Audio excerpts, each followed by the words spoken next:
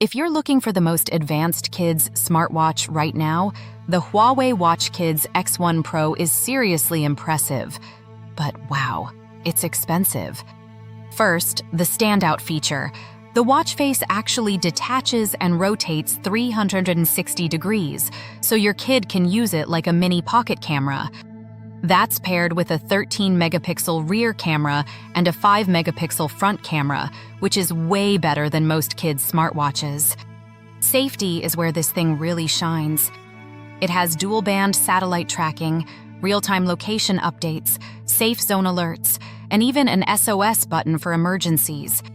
Plus, HD video calls with AI noise cancellation mean calls stay clear, even on a noisy playground. The 1.82-inch AMOLED display looks fantastic, and it's super durable with IP68, IP69, and 2 ATM water resistance, so it can handle splashes and rough play. Now the downside? Battery life is only about 1 day, so expect nightly charging.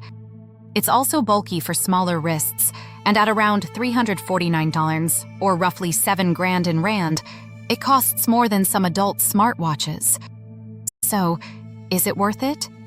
Yes, if premium tracking and that cool modular camera matter to you.